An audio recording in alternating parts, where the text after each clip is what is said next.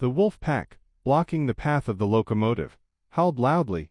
Why did they want to stop the train? Andrey spent his childhood in a small working-class Siberian village, where his parents worked on the railway. His father was a trackman, and his mother was a switchwoman. Thus, Andrey grew up in a family where railway activities were a daily reality. Often Andrey accompanied his parents to the station, where he watched passing passenger and freight trains. Since childhood, he dreamed of becoming a driver and driving trains over long distances. After graduating from school, he entered the Railway Technical School of the regional center. Having successfully completed his studies, he received the specialty of a machinist. Then Andrey returned to his home village and started working at the railway station. At first he worked as an assistant driver, gaining experience. He transported old diesel locomotives for repairs and performed other tasks. Andrey was a responsible and dedicated person. He quickly mastered all aspects of his work in practice. A year later, having sufficient experience and skills, he became an independent driver. Management assigned him to work with a freight locomotive. He delivered goods throughout the region on large trains. After a while, Andrey became an experienced driver and carried out transportation over long distances. One winter, during another flight,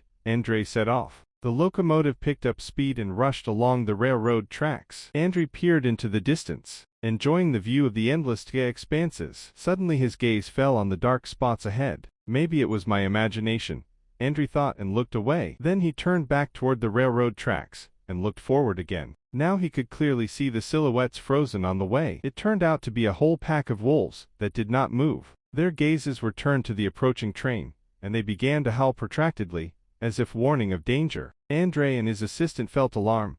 Why did the wolves stop on the way and howl so loudly? They thought, not knowing what to do. However, it was clear that it was impossible to continue moving forward. The wolves blocked the path. Andrey urgently contacted the dispatcher and reported the obstacle on the railway, receiving permission to stop. As the train approached the pack of wolves, Andrey reduced the speed of the locomotive. When the train stopped a few meters from the pack, the wolves stopped howling. Carefully examining the situation from the locomotive cabin, Andrey was shocked by what he saw. A man lay on the rails, and the wolves surrounded him, not moving, and carefully watching him and the train. One of the wolves, looking towards the train, seemed to trust the driver. Then he approached the man lying, licked his face, and growled towards the pack. The wolves followed him and disappeared into the forest. Andrey and his assistant noticed that the man tried to move, but something did not allow him to get off the rails. They realized that something serious had happened to him. Although it was not according to the rules, Andrey left the assistant next to the man. Seeing that he was handcuffed to the rails, Andrey was stunned to realize that this was the local huntsman Ivan Stepanovich. He told Andrey